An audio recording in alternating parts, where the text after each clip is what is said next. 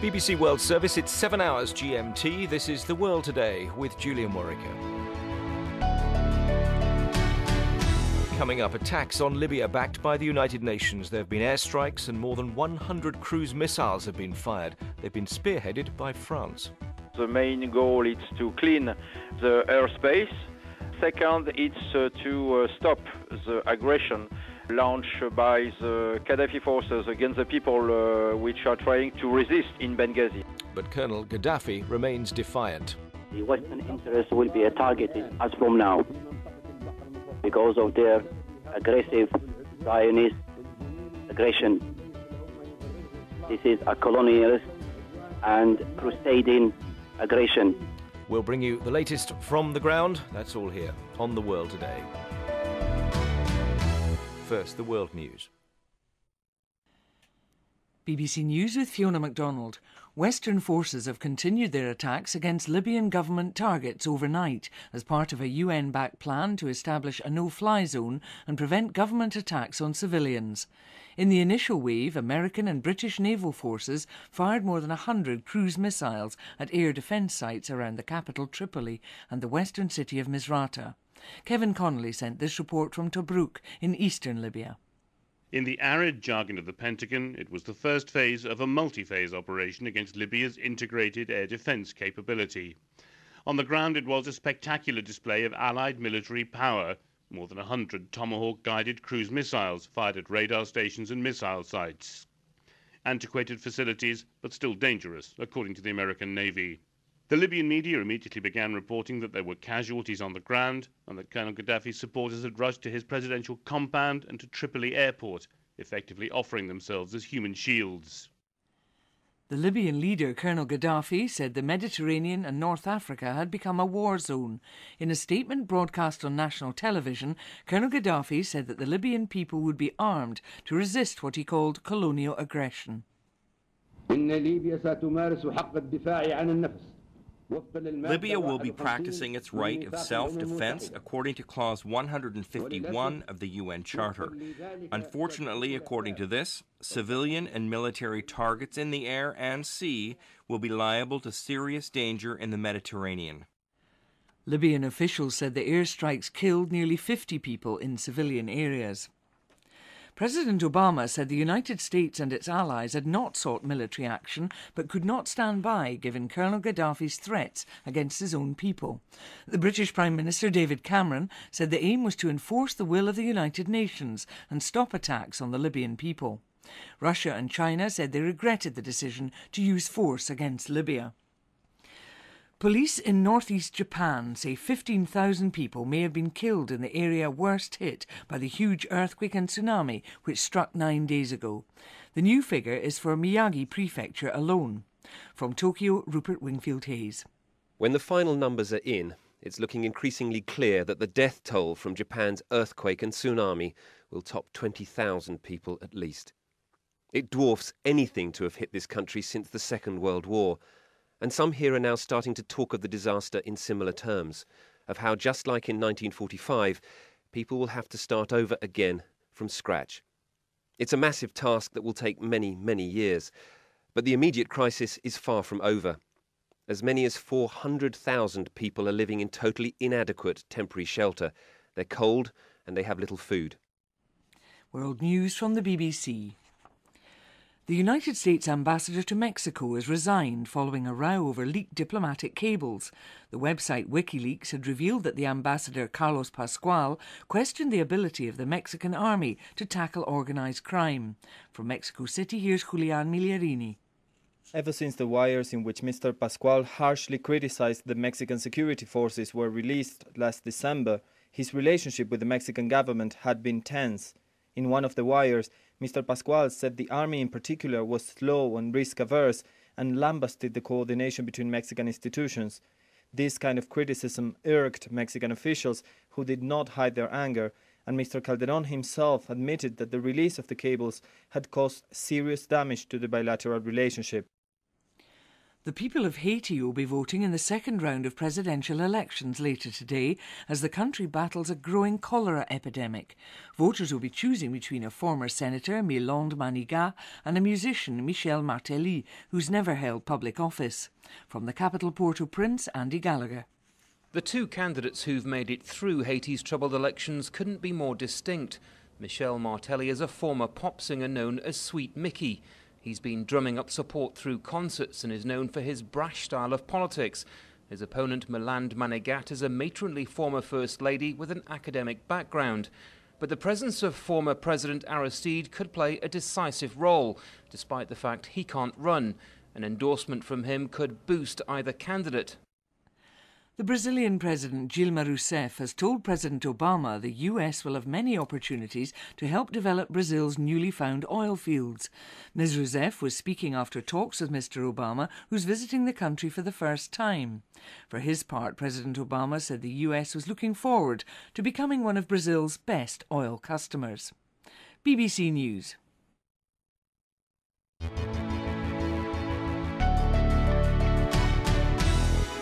You're listening to the BBC World Service. I'm Julian Warwicker with The World Today. So air and missile strikes on Libya by Western forces have begun. They're part of the UN-backed plan to establish a no-fly zone and prevent government attacks on civilians. French military aircraft went into action first over the rebel-held city of Benghazi, which was under attack from government forces. They said they destroyed a number of tanks and armoured vehicles. A few hours later, American and British naval forces fired at air defence sites around the capital, Tripoli, and the western city of Misrata. These were the sounds around Tripoli in the early hours of the morning.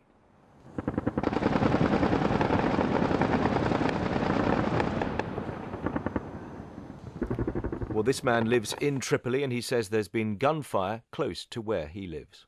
I have heard the anti-aircraft start shooting around 2:35 early in the morning, very heavily for almost 5 to 10 minutes, machine guns and all over the sky around Tripoli. Now it's quiet for the last 10 minutes.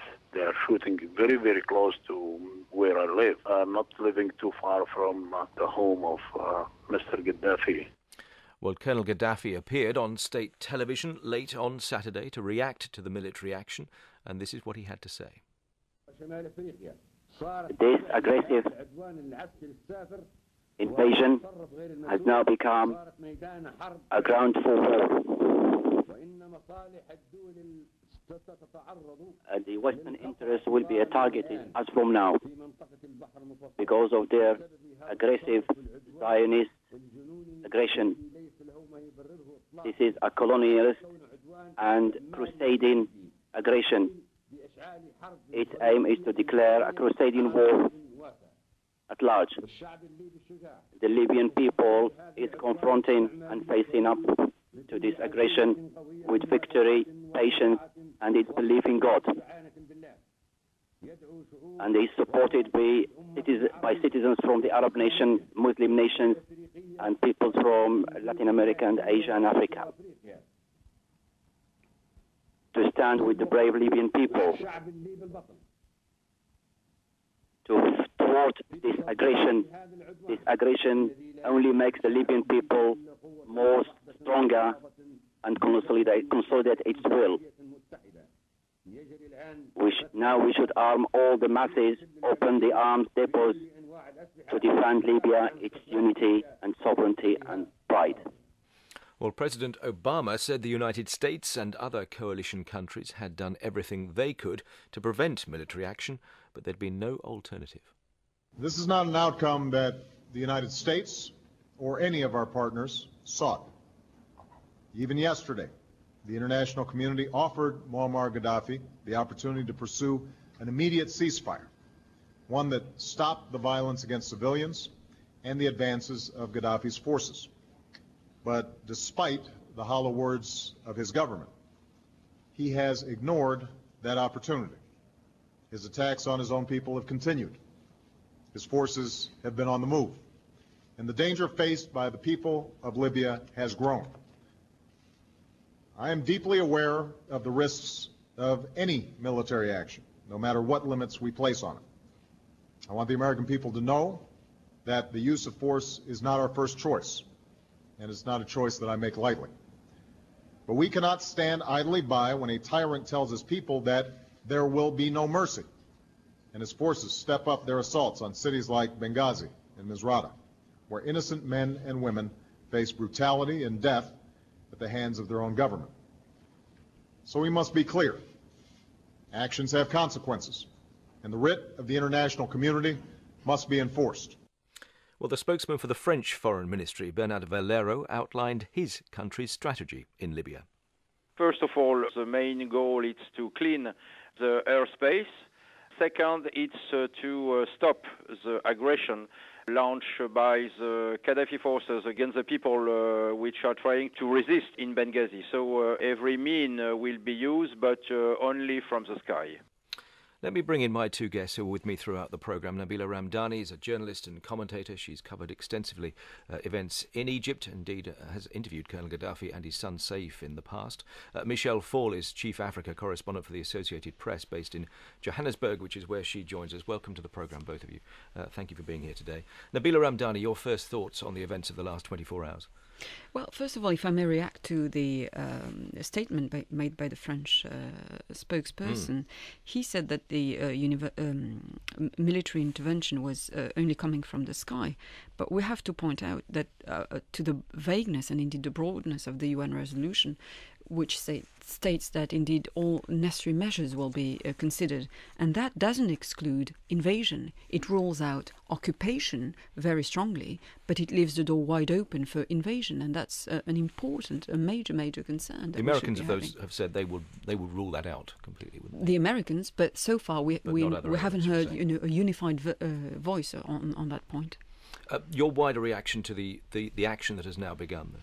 My wider reaction is I think that there's a rather disturbing double speak, in fact, in the UN resolution, and the implications are likely to be very bloody indeed, because effectively the resolution speaks of protecting the civilians but also ending the violence, and yet it makes it abundantly clear that armed force is going to be used against the civilians. So there's a rather disturbing paradox there, and we have very strong reasons to believe that to be doubtful of the capacity of precision bombing, that very soon, I mean, we're already hearing reports coming out of Libya about civilian casualties. Which we can't verify at this stage, obviously. Absolutely. Yeah. But I think in the long term, it's bound to happen. Let's not forget that we're dealing with a very cunning dictator who will be prompt to post, civilians, within urban places where his own military is placed,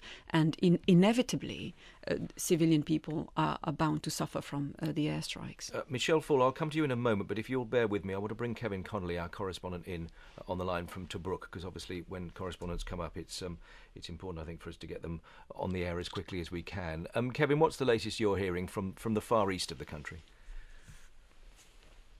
Hi, Julian. Well, I think, people here are paused, I suppose, like the rest of us, waiting to find out what the assessment of the Western military planners is about the effectiveness of last night's Tomahawk cruise missile operations, because only then, of course, will the next phase of the Western intervention begin, which will be intensive air patrolling of the skies over Libya. And I think that's the next sign that will really change the mood here. When people see Western aircraft in eastern Libya, they will feel different and they will feel safer. I mean, that's not to say, of course, that in Western Libya, they won't be very frightened of the sight of Western aircraft in the sky. I mean, increasingly, this is a divided place.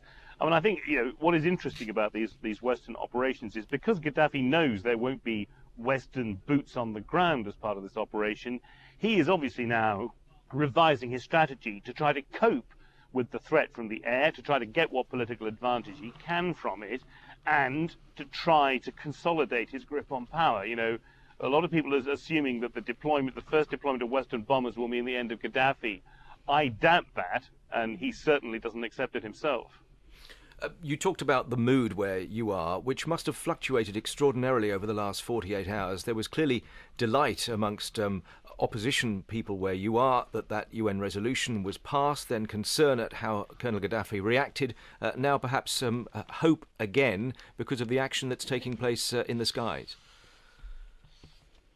I mean, I don't think there will be a moment of euphoria again like there was when the United Nations resolution was passed, because the second that vote was taken in New York, I think the rebels expected to hear the kind of retributive thunder of Western jets over the skies of Libya instantly, and there was no real understanding of how complex these things are, in military terms and in diplomatic and political terms as well. So you're not going to get that kind of fine, careless rapture again, because people do now realize that things are complicated. They do realize that there may well be collateral damage and civilian casualties, and that is something that people here worry about. I mean, they still worry about the people of Western Libya. They don't want independence. They want a unified state without Gaddafi at the head of it. So they're worried about the prospect of collateral damage. And they are also, I suppose, now starting to realize that the future is a bit more complicated than they would like. I mean, when this all started a month ago, it was a revolution, and they hoped it would just sweep Gaddafi from power by political means. Now it's much bloodier and more complicated than that, and I think that some of the rebels, when you talk to them privately, will acknowledge that it's difficult to see exactly what the way ahead will be. They just continue to cling to the hope that somehow Gaddafi will be fatally weakened and will just go. Kevin, thank you very much. Kevin Connolly in Tobruk. Along with the United States, France and the UK, Denmark is among the countries to have committed to air power. The Reuters news agency is reporting that F-16 fighters, 6 of them from Denmark, should be ready for operation today. We can speak now to the Danish Defence Minister, Gitte Lillelund Bech, who's been good enough to join us. Minister, just outline the Danish involvement here for us, if you would. Well, actually, we on Friday, we deployed 6 F-16 fighters to Sicily. 4 of them are ready for operation today, and 2 of them, we are having them as a reserve to make sure that if something happens to one of the 4, we can always have 4 flights in the air.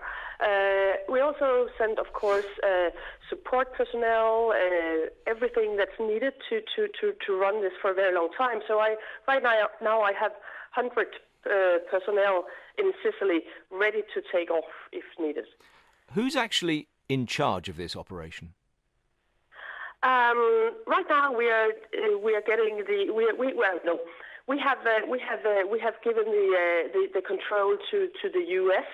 They will be lead in the control of the operation, and we're just waiting for a signal to and to be told what to do, where to do it, and when to do it. And was that always your understanding, that when Denmark committed to take part in this, it would ultimately be a US-run operation?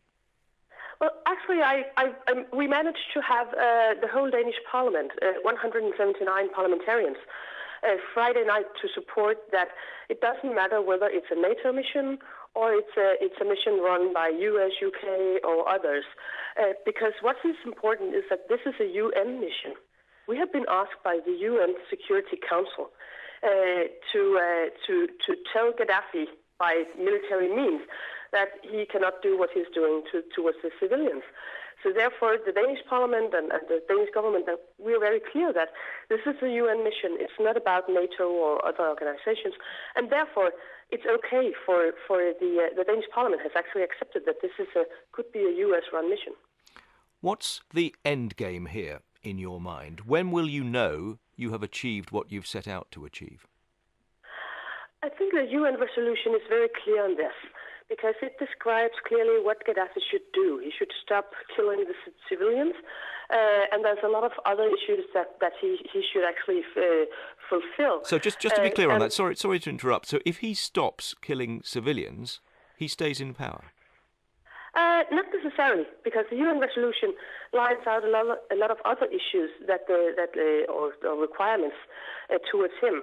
And I'm quite satisfied that the UN will appoint a special envoy who will be the one checking whether Gaddafi is fulfilling the requirements or not.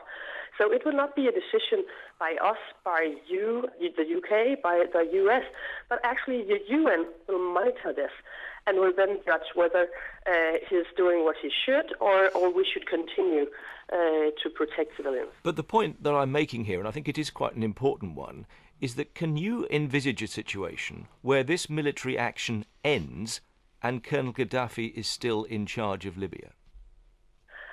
It's difficult to say.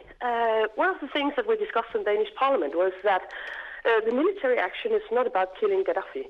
Actually, with the UN Resolution 1970, the UN Security Council decided that Gaddafi should be put forward to the International Criminal Court.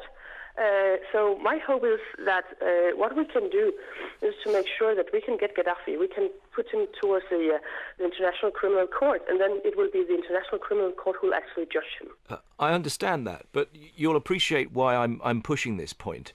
Doesn't it seem strange that the international community comes to the conclusion that it should take military action, which is about as serious a decision as it can take, and doesn't yet know for sure whether it wants the man in charge of the country that it's attacking to still be in power afterwards? Well, I think we should keep in mind that the UN resolution that was passed on Thursday, the night between Thursday and Friday, it also says very clearly a lot of other measures you can use to get Gaddafi for the International Criminal Court. For example, we have if we look into the money, we have we have to stop, that he can get money from outside. We have to stop that he can get weapons from outside. So there's a lot of other things that we are doing on the civilian part that's not part of this military action. So I'm actually quite satisfied with what we're doing. And I think it's important, again, to keep to this, as this is a UN security resolution asking for military help, but also having a lot of other requirements to Gaddafi. And we're just, one part of a big mission. We appreciate your time. Thank you very much for coming on the line. The Danish Defence Minister, Gitte Lillelund Bech. Michel Fall, I postponed you from, first of all, for Kevin Connolly and then for the Danish Defence Minister. But I'd like to hear your first thoughts on the events of the last 24 hours. Well, I was, thinking again about what Ban Ki-moon said about how everyone spoke in one voice, the Arabs, the Europeans, and the United States. But we're hearing that there was a lot of discussion and dissent. South Africa's vote apparently was not assured at the beginning of that UN session, so there was tension. South Africa is leading the African Union's Peace and Security Council, is due to send a mediator to Tripoli this week. So there were concerns that if they voted in the council, that they would be seen as taking sides in this debate. And other abstentions, Germany, of course, abstained in the vote, Russia and China too. So to talk about this as being universally supported is to exaggerate the picture a little, isn't it? I think so, and China has just said today that it disagrees, with the use of force in international relations on every level. I think we've got to look at what's at stake here. Libya supplies 85% of its oil goes to Europe. It has Africa's largest proven oil reserves, a light, sweet crude that refiners love. It's very similar to Brent. And there are no doubts going to be, growing voices asking whether this Western attack on Libya is not, as Hugo Chavez of Venezuela is claiming, an attempt to seize Libya's oil. Yet, Nabila Ramdani, the point you surely have to answer, coming at this from the perspective you are, is the point that David Cameron, the British Prime Minister, has made in the last 48 hours, that to take no action is as big a decision as to take the action that's been taken now. And if you take the view that you do, you then have to address the consequences of inaction as much as you do the consequences of the current action. Absolutely. I think the Danish minister was raising good points about how to address the situation, how to make sure that, we can stop Gaddafi in other ways than intervene militarily. She was saying, for example, that we have to make sure that he can't have access to his assets and that he can't have access to weapons. Well, it's up to the Western powers to freeze his assets. They have said on many occasions that they had done so. It seems that they haven't. And as far as him getting access to weapons, well, it's very simple. If we stop selling him weapons, he won't have any weapons anymore. So we haven't considered a whole range of, options that are available. There are many, many sanctions that could be imposed on Libya, except for military interference. And it's as much now a war of rhetoric as it is a military war as well. You mentioned weapons, which is a good moment to bring in another guest who's here with us, Elizabeth Quintana, defence analyst, head of air power and technology at the Royal United Services Institute, a think tank here in London. Perhaps Nabila's point is a good place to start. The weapons that Colonel Gaddafi has and the weapons that he has been sold by those now firing at him. Yes, I mean, certainly he has been sold weapons in the past. However, there is now a blockade in place. There was last week a tanker of oil or fuel that was allegedly sent over from Serbia that was stopped to prevent him from resupplying. So yes, whatever may have happened up until this point, there is certainly there are no more arms going to him. It would be foolish for Western forces to be doing so if it was likely to put their own forces at risk, and certainly if it would be politically untenable if they were seen to be being used against the rebels. What about the tactics being used so far, the military strategy currently adopted by America, France and Britain, who are the principal players at this point? Well, I have to come back on a couple of previous comments, particularly about the US and Britain. While politically France and the UK to some extent want to be seen to be doing something, the UK is behind America in being extremely reluctant to do any more than it is currently doing in Afghanistan. It is already pretty stretched. There are some severe cuts coming in terms of the defence budget, and it would not want to commit itself to another long-term engagement, and so it would be very, very reticent to do anything in terms of ground forces, because that means a commitment for the long term. But is your understanding, I mean, this was a point that Nabila made earlier on, that the vagueness, as she sees it, of the UN resolution means that door has not been as closed as perhaps we have been told it is? No, that's true. But actually, the reason why it was vague was because, and the reason why there was so much uncertainty about no-fly zones is because no-fly zones, in their purest form, will only deny the air to aircraft, and we've seen that Colonel Gaddafi very quickly switched his strategy and was continuing to use tanks, possibly helicopters. And this resolution, you would say, has got to allow for the US, the UK, the France and others involved to be able to target Libyan ground forces as well as part of what they argue is the operation to preserve civilians. Yes, I mean, the overriding concern was the advance on Benghazi with 670,000 people, and what the international community wanted to avoid was a massacre on a large scale. The risk, though, is of civilian casualties here. That is an inevitable risk, isn't it? It is. Yes, weapons are increasingly precise. Yes, we have tremendous surveillance capability now, both from satellites and from aircraft. But the fact of the matter is that most weapons have a very large blast area. Nabila, a quick reaction to that, because time is against us at this point. But surely the rebels wouldn't have been as apparently enthusiastic for this action to take place on their behalf if they hadn't contemplated the possibility of civilian casualties as part of the deal. Well, on that point, I have very strong reservations. I think the euphoria that we've seen when the UN resolution was passed will soon disappear when indeed those rebels who have, made a conscious decision for themselves to take up arms to challenge a regime, well, these very people will soon find that not only they could be part of the casualties, but also their friends, their families, their neighbours, people who have not decided to take up arms, and that will have a crucial impact on their morale. Okay, more to come from Nabila Ramdani, from Michelle Fall, and from Elizabeth Quintana in the second half of the programme. You're listening to the BBC World Service. This is Julia Morica with The World Today.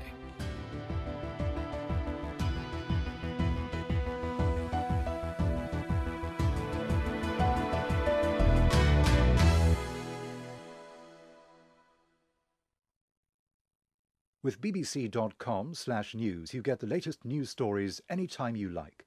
bbc.com/news offers you the most comprehensive news coverage in the world, and its stories are easy to search and navigate. Whether you're interested in science, health, technology or business, the bbc.com/news website can offer it all. It also gives you the opportunity to listen live to our news output or check the latest breaking news with our minute-by-minute news feed. If you want to take the news with you, we offer you downloadable podcasts to listen at your convenience, or archive programming so you can catch up on the programmes you've missed. Or you can access bbc.com/news on your mobile phone. bbc.com/news also lets you give feedback direct to our programme teams. All this content, coverage and opportunity makes the BBC the world leader in news coverage online. bbc.com/news. It's 7:30 GMT. This is The World Today from the BBC World Service. Still to come, we'll continue our coverage of events in Libya. We'll hear the Red Cross's concerns about events there and a perspective from Paris. Plus, we've the latest from Japan, where work goes on at the stricken Fukushima nuclear power station. That's all here on The World Today with me, Julian Warwick.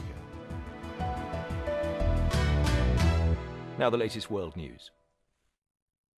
BBC News with Fiona MacDonald. Western forces have continued air and missile strikes against Libyan government targets overnight. American and British naval forces fired more than 100 cruise missiles at air defence sites.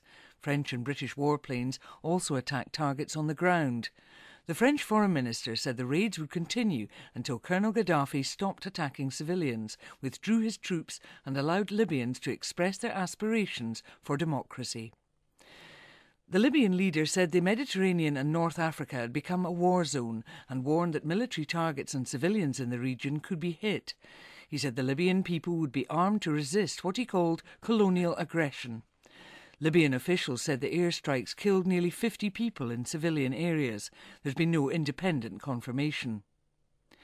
President Obama said the United States and its allies had not sought military action but could not stand by given Colonel Gaddafi's threats against his own people. The British Prime Minister David Cameron said the aim was to enforce the will of the United Nations. Russia and China said they regretted the decision by Western powers to use force against Libya. And in other news, police in northeast Japan say 15,000 people may have been killed in the area worst hit by the huge earthquake and tsunami which struck 9 days ago. The new figure is for Miyagi Prefecture alone. The Japanese army has joined attempts to cool down the badly damaged reactors at the Fukushima nuclear power station. The United States ambassador to Mexico has resigned following a row between the two countries over leaked diplomatic cables. The whistleblowing website WikiLeaks had revealed that the ambassador, Carlos Pascual, questioned the ability of the Mexican army to tackle organised crime. And the people of Haiti will be voting in the second round of presidential elections later today as the country battles a growing cholera epidemic. BBC News.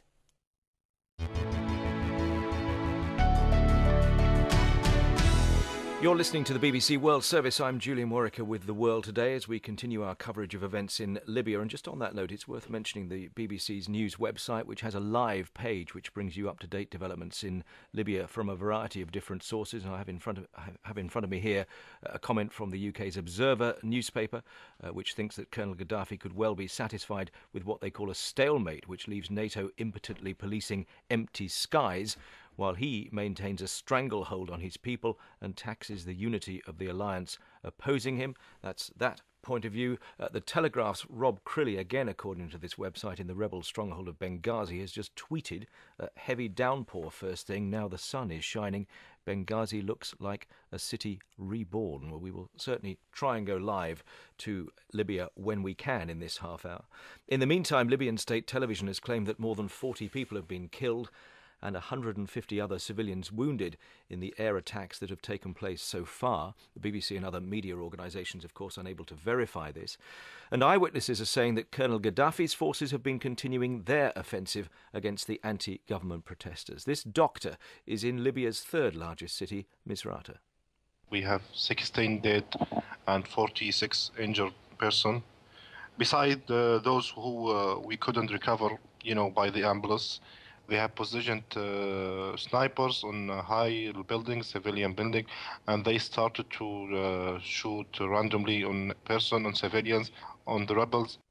Well, as a new stage of the conflict in Libya looks set to intensify, Stephen Henderson from the International Committee of the Red Cross has urged all sides to respect civilian lives. We're extremely worried. This is an armed conflict that is turning international, so the escalation these past days is extremely worrying from our perspective for the civilian population on the ground, basically. There are military operations going on in different places, so this is a general message to all parties involved in this complex armed conflict that all civilians need really to be respected. Now, France has been one of the key voices calling for action against Colonel Gaddafi. Its planes were the first to go into action on Saturday. They're expected to continue their operations today. In Paris, the Foreign Minister Alain Juppé has said that French jets would continue to overfly Libya until Colonel Gaddafi accepts UN resolutions. Our correspondent Hugh Schofield is in Paris. It was the sea-launched missile attacks from the United States and to a lesser extent Britain that caused the greatest damage to Colonel Gaddafi's war apparatus on Saturday. But it's France that's taken the lead in this campaign, and today French jets will again be overflying Libya, mainly the eastern part around the rebel stronghold of Benghazi. On Saturday, Mirage and Rafale fighters struck several military vehicles there, which were deemed to pose a threat to the local population. One of the unknowns of this campaign is how wide an interpretation pilots will give to that part of the UN mandate which authorizes protection of civilians. Are all Libyan military vehicles a possible target, or only those that appear to be going into action?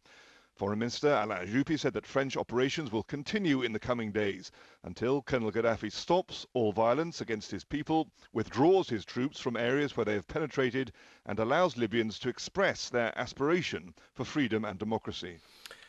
It's 7:36 GMT. Let's hear a voice from Tripoli. His name is Sami. He's on the line. He's a resident of the Libyan capital. Sami, tell us what's happening there now. Good morning, sir. Good morning. It's a calm morning today. There's nothing going on. We had 2 strikes last night, east and west of Tripoli, around 15 to 20 kilometers of the capital. They were some sites in farmlands, outskirts of Tripoli. They attacked, targeted some anti-aircraft missile batteries, and then it went quiet, nothing else. Do you fear more attacks in the coming hours? We don't care because we're used to this. We've been bombed in 1986, 14 April, by the Reagan administration, and we've been colonized by the Italians, so it doesn't make a difference, really. And do you fully support Colonel Gaddafi at this point? Yes, because he changed our life from living in tin huts and poverty. He gave us the light of life, yes. In which case, why are people in other parts of Libya so keen to get rid of him? Because they are very short-sighted. They think paradise is coming. They will be living in hell for the next 30 years, like Iraq and like we see in Tunisia and Egypt. Egypt is unstable, and now I feel sorry for the European tourists. They will try to find another destination. And actually, this is a big business because the arsenal of weaponry has to be used. The weapon manufacturers have to sell ammunition, so they have to pay the presidents that start fishing for problems like this to use their weaponry. Sarkozy is trying badly to sell his Rafale fighter that he couldn't sell for the last 5 years. And Qatar is an Arab neighbor that is supporting all this and financing it and acting in this attack. And unfortunately, they're a neighbor Arab country, and they also have some problems. They've been investing in gas, and they don't have a market. And they're going to organize the next World Cup, and this is a bad image of a country that is trying to expose fair play in sports. Well, it's the 2022 World Cup, but let's not fall out over that. I want to go back to the political opposition to Colonel Gaddafi and your view of them, because you acknowledge they are there. So my question to you is, why shouldn't those people have a voice? Why shouldn't they be heard? Why shouldn't they be able to argue their case? And if they can't make their case, then they get voted down. Okay, they don't have demands, first of all. It wasn't a peaceful demonstration. I explain to you slowly if you give me some time. Of course. This is a mixture of sedition, hate, anger, and riot and corruptness. You have 7 different groups. One group is the people on Facebook, the small generation, the internet people that have been watching nearby Tunisia and Egypt. And then you have a organized anti-Gaddafi campaign that has been supported from abroad, from the Libyans living abroad and the Libyans in the east. And they have been planning. And then you have a wave of rioters and bandits and pirates and looters and corrupted people. So it's all mixed together, and they started in Benghazi and Al Bayda and Tobruk. They want to make a change. So and it spread a good deal further than that before Colonel Gaddafi's forces started to take action against them. Yes, let me finish. They went to the police stations and burned the police stations. The police behaved well. They pulled back so they do not clash with the civilians. Then the civilians went further and went to the military bases and the air bases and the military barracks and the weaponry bases. And the government gave strong decision for the military to pull out and let them take what they want. The people grabbed arms and started making a wave of attacks on the civilians and houses, and they spread chaos. Well, can I just clarify with you on that point specifically? Because clearly the charge against Colonel Gaddafi and the reason that the international community is taking the action it is that they are accusing him and clearly say they have evidence that he has attacked his own people. That is the charge. Do you justify the action that he has taken against his own civilians? I will explain. Libya is a mixture of colors. We have dark people, we have black people, we have tan people, we have white, we have blonde. We have people from origin of Greece, and we have people from the desert, from the nomads and the Tuareg. So there was a battalion of Tuaregs, Libyan Tuaregs from Sabha, the south of Libya. They were transferred there to make a peaceful resistance. So the people, the media, and those corrupted people in the east of Tripoli, east of Benghazi, east of Libya, they said, no, these are African bandits or African militia or something like that. What do you call them? Mercenaries. Mercenaries was the word used, yes. And then, sir, the Arab media was, especially Al Jazeera and Al Arabiya, Saudi-based, and Al Jazeera, Qatar-based, they made it as a terrible attack on Libya. They made the whole story, and they like enjoying it, and they want to pull Libya down because Libya, of course, is a country that is developing and will be a threat to the Gulf states. Okay. Sami, I'm going to say thank you and let you go because we've appreciated your time on the air and we'd like to speak to you again at some point, I don't doubt, over the coming days. Nabila Ramdani, how typical a voice is that from Tripoli? Well, I think Sami raised very good questions that were taken up by the US administration, actually. A couple of days ago only, we heard the US Secretary of State Hillary Clinton asking, who are the rebels? And she stated, we are working overtime here to try to work out who they are, who are we dealing with effectively. And, it doesn't seem like it's a coherent group, and unsurprisingly, because there is no culture of political dissent in Libya, there is no culture of freedom of association or freedom of speech, so it's very hard to bring together a coherent group with specific demands and, a specific aim, although the one aim they were aiming at, if I may say so, is to get rid of Colonel Gaddafi. That, though, has been true in other parts of the region where there has been unrest of late, hasn't it? I mean, it's a point we raised on yesterday's programme that people are more sure of what they want to get rid of than they are of what they want instead. Well, although in Egypt and in Tunisia there is a political history, there's a culture of a variety of political parties, of opposition, of elections, of democratic culture. So it's a very different scenario than in Libya. I just want to pick up on the military action and actually who is killing who, because it's very unclear as well. Who is responsible for the casualties? We hearing mixed reports. Of course, the Gaddafi regime has always been consistent in denying any casualty. We know that is not true. But let's not forget that there are also reports coming out of Libya. For example, there's a paranoia which settled among the rebels. A few days ago, the rebels shot their own people because they thought they were Gaddafi people dressed in rebel clothes. And so basically they shot at each other. And we also heard yesterday that a plane was brought down, a rebel plane was brought down by their own people. So it's very unclear who is killing who and who's responsible for the civilian casualties as well. Michelle Fall, you heard Sami as well. Your thoughts on what you heard? I think he's right to question and to suggest that there's more support for Libya than might be apparent initially. I'm just looking at a report here. What, more support for the Libyan government, you mean? I mean for Gaddafi and his forces. I'm just looking at a report suggesting that Mauritania's leader, Ould Abdel Aziz, this is a coup leader who went on to hold an election that surprisingly he won, is saying that the AU panel that is supposed to intervene in Libya rejects any kind of foreign military intervention in Libya. Now that would be diametrically opposed to South Africa's stand, which is the leader of that panel. I'm going to turn away from Libya for a moment because I want to turn our attention to events in Japan. There, work goes on to re-establish control at the Fukushima nuclear power station, so badly damaged, of course, by the earthquake and tsunami more than a week ago. Meanwhile, the Japanese authorities are now saying the number of people known to have died in the disaster has risen to more than 7,500. Another 11,000 are still missing. We'll hear from our correspondent in Japan in a moment. First, though, the voice of Mayu Iwakami, who lives in a suburb of Sendai, one of the worst-hit cities.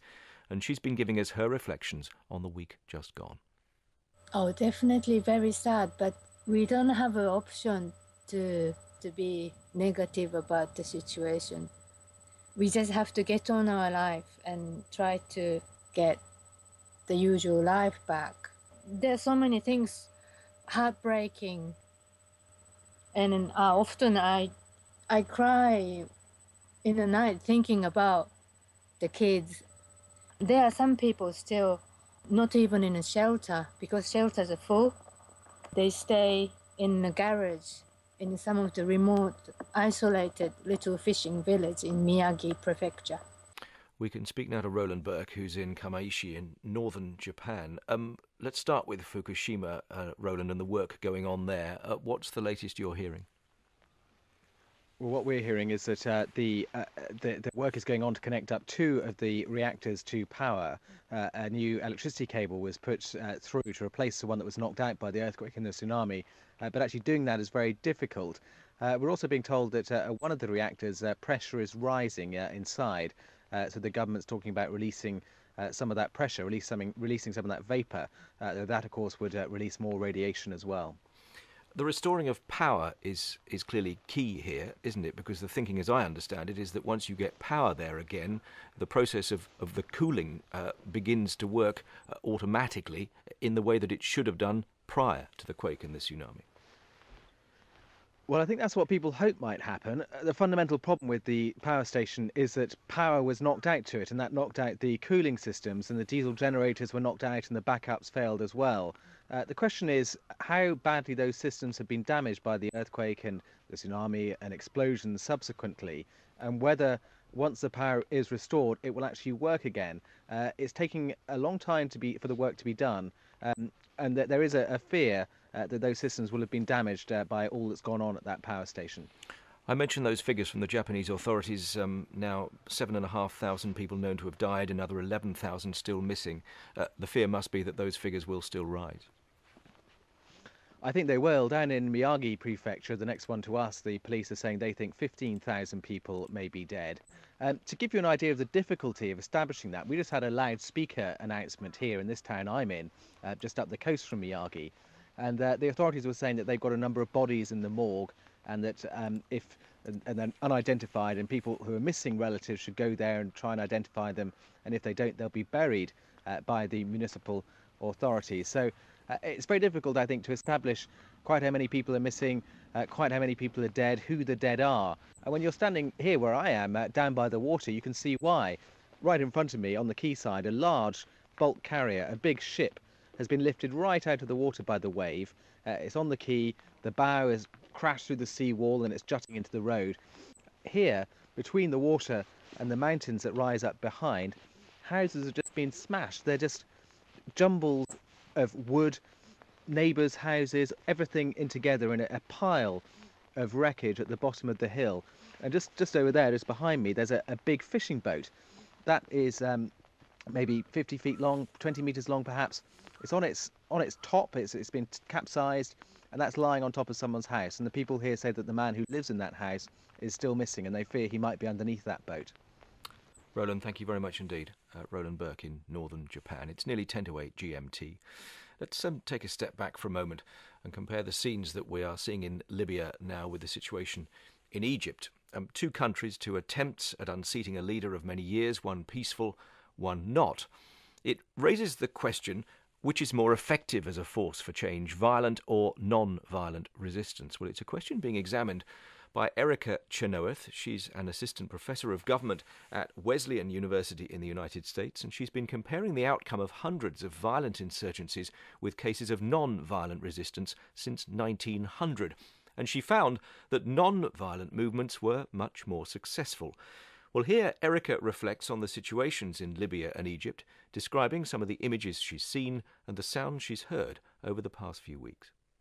In the cases of Egypt and Libya, we see two very divergent paths for how nonviolent resistance could affect change. In Egypt, I would argue that one of the main reasons why this revolution is so far successful is because the people have adhered to a nonviolent resistance method primarily. And the reason why this is successful is that using nonviolent resistance confronts a regime against its own terms. Using violence, you're confronting a regime on its own terms. Regimes are used to using violence to repress dissent, and they have an overwhelming advantage. Whereas if you use nonviolent resistance, you're really undermining that main source of coercive power. I remember watching Al Jazeera's live feed in English, the videos of the images of the armed thugs riding into Tahrir Square. And it was very clear to me that they were deliberately trying to provoke the people into using violence against the police and the security forces, as well as against the quote-unquote pro-Mubarak forces. If the revolution had turned violent, it would have given Mubarak pretext to really go in and crack down on them without really facing much criticism from either his allies or the international community. And some people think that nonviolent resistance in general can only work when regimes that they oppose don't use violence against them. The historical record shows that that's not actually the case. In Iran and in Chile under Pinochet, we've seen in the past that by switching from concentrated methods like demonstrations or protests to more dispersed methods like stay-at-homes, strikes, or boycotts, these resistance campaigns have been able to evade repression long enough to regroup and plan a more coherent strategy for how to confront the regime. Well, yeah, I remember watching on a YouTube video images of an automatic gunfire coming out of helicopters that were strafing these nonviolent protesters. And I could hear honking horns and people celebrating Gaddafi's refusal to step down. And this was overlapping with the sounds of people calling for his overthrow. And my sense of it was that Gaddafi was, again, deliberately trying to provoke a violent response from the revolution. And he took a no-holds-barred approach to this by just being really callous and brutal about his repression. And in this case, it worked.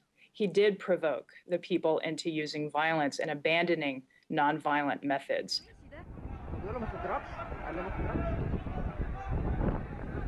One of my colleagues sent me a YouTube video that was taken at home by a group of women who were looking down on an alleyway from their window in Alexandria. And they were looking at an unarmed man who was walking toward what looked like security forces. And I can't recall whether they were regulars or irregular security forces, but the person was walking toward them, and he pulled his jacket down and faced them as if to say, if you're going to shoot me, shoot me. And in fact, they did. They shot him dead right in the street. And you could hear the women in the window just screaming, and they couldn't believe what they just saw. This is the level of repression that the Mubarak regime was capable of, and yet the people were disciplined enough and well prepared enough to both expect this type of repression and to not respond to it in a way that would have escalated their own tactics to violence and therefore force them to confront the regime on its own terms.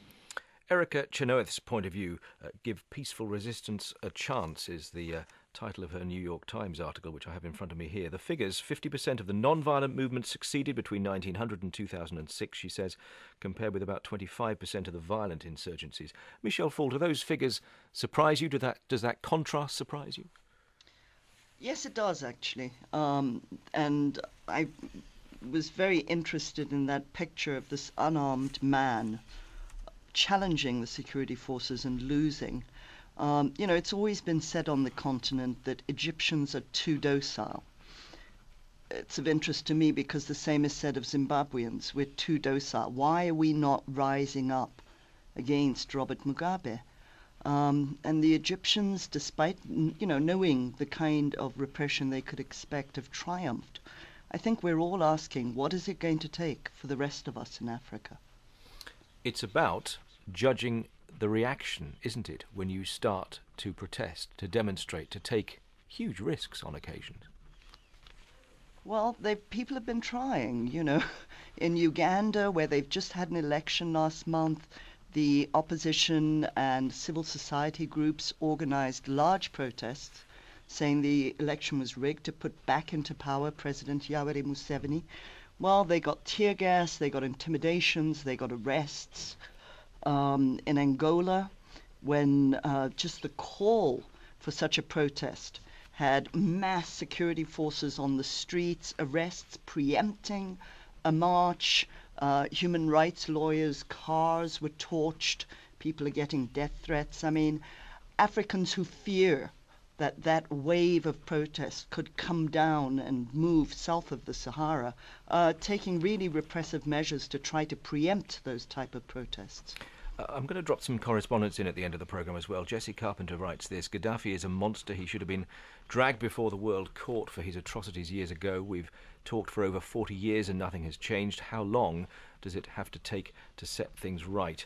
And Nabila, you have prompted correspondence from Nigeria. NG Akin writes this: Evidently Nabila does not have her family in the path of Gaddafi's murderous forces.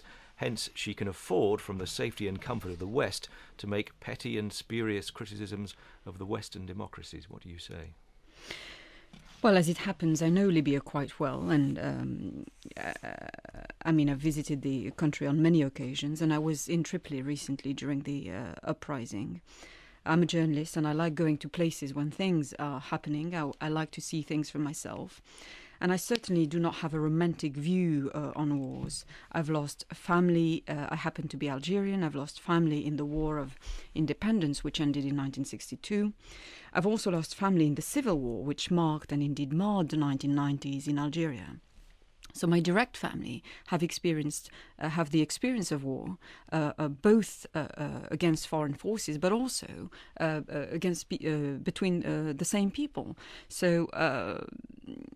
And there's no doubt that wars are first and foremost human tragedies, and that's why they should be avoided at any cost, especially when they are carried out under the cover of humanitarian instincts, when the clear aim is to get rid of a man who essentially managed to keep his oil out of Western hands for over 4 decades. And that's the bottom line in this whole conflict. There's no question whatsoever about the ruthless and the sinister legacy of the Gaddafi regime. There's a very well documented track records of his appalling crimes against his own people, but also against the people in Britain, for example, who have suffered the consequences of his funding and support of international terrorism.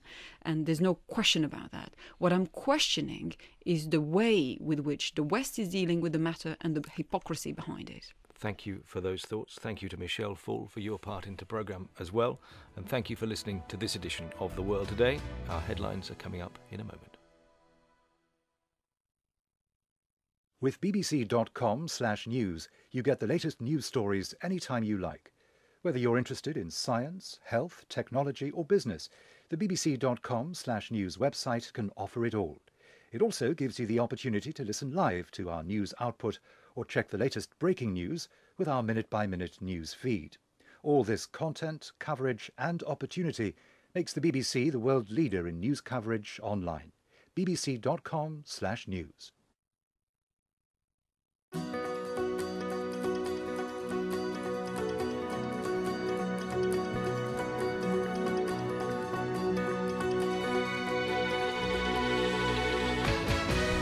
This is the BBC in Beijing, Reykjavik, Sofia, Delhi. Wherever you are, you're with the BBC.